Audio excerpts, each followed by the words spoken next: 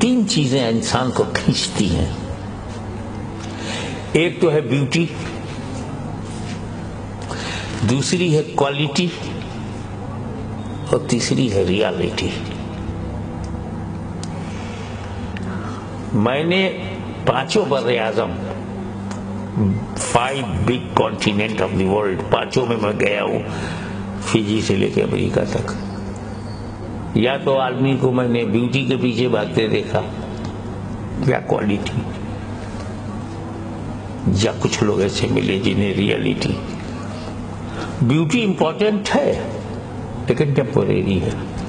Beauty کی بنیاد پر کسی کو وزیر اعظم نہیں بنا سکتے کہ جو ملک میں سب سے زیادہ خوبصورت ہو اسی کو وزیر اعظم بنایا جائے. کوالٹی دیکھیں گے. جو بہت خوبصورت ہے اسی سے علاج کرایا جائے، جی نہیں، علاج کی کوالٹی ہے کہ نہیں، یہ ڈاکٹریٹ ہے کہ نہیں، یہ ڈاکٹر. خوبصورت آدمی سے بلڈنگ نہیں بنوائیں گے کہ خوبصورت سے بلڈنگ بنائی، یہ دیکھا جائے گا انجینئر ہے کہ نہیں، کوالیفیکیشن. لیکن کوالٹی بھی ٹیمپوریری ہوتی ہے. جب تک دماغ کام کر رہا ہے آپ کی کوالٹی ہے، اور دماغ نے ساتھ چھوڑ دیا کوالٹی ختم ہے. مگر ریالٹی کبھی ختم نہیں ہوتی.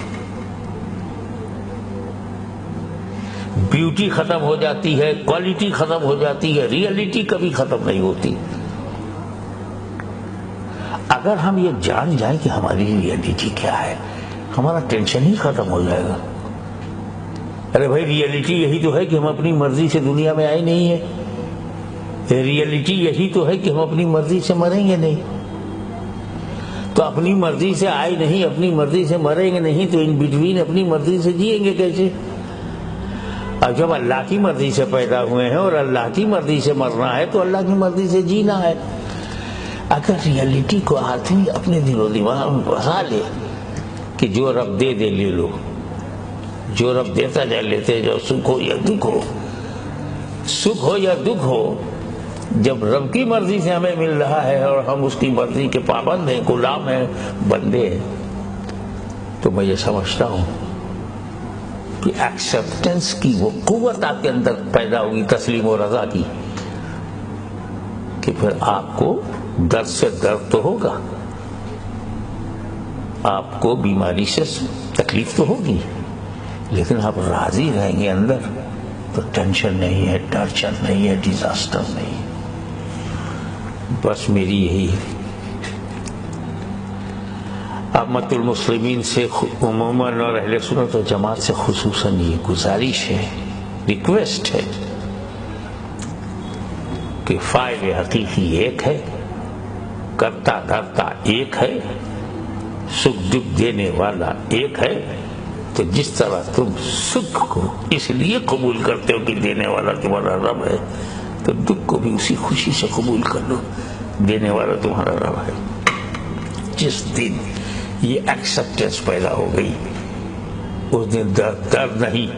جیسے کہ عورت اپنے اندر یہ تسلیم و رضا کا رنگ پیدا کرتی ہے، مجھے ماں بننا ہے، مجھے ماں بننا ہے، تو ماں بننے کے دوران اس سے تکلیف، اس کو جو درد اور پیدائش کے وقت جو لیبر پین، حتیٰ کہ کچھ عورتیں اسی میں مر جاتی ہیں، زندگی کا خطرہ مول لینے کو تیار ہیں، اس لیے کہ انہیں پتا ہے کہ اس درد کا انعام بہت بڑا ہے.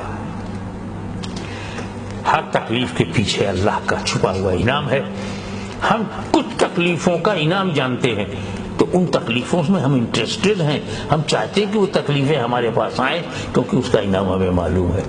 لیکن جس تکلیف کا انعام معلوم نہیں ہے وہیں ہم بھٹک جاتے ہیں اور بھول جاتے ہیں. ہمیں یاد کرنا چاہیے امام علی مقام حسین ابن علی رضی اللہ تعالیٰ عنہما کی زندگی پر نظر ڈالیے تو آنکھوں سے ایک قطرہ آنسو کا باہر نہ آنا یہ دلیل ہے کہ کربلا میں آئی ہوئی ہر تکلیف کا رزلٹ دیکھ رہے تھے، اور رزلٹ اتنا شاندار تھا کہ وہ تکلیف بے جان ہو گئی کیونکہ رزلٹ جاندار ہے. تو گھر میں ایک بچہ پیدا ہوگا، بیٹی یا بیٹا، ایک رحمت کا دروازہ کھلے گا. یہ اتنا زبردست انعام ہے کہ ہر عورت اپنے لیبر پین کو بھول جاتی ہے. تو کوشش کرو کہ رب پر اتنا بھروسہ آ جائے کہ اس کی ہر تکلیف ہماری بھلائی کے لیے ہے. وآخر دعوانا الحمدللہ.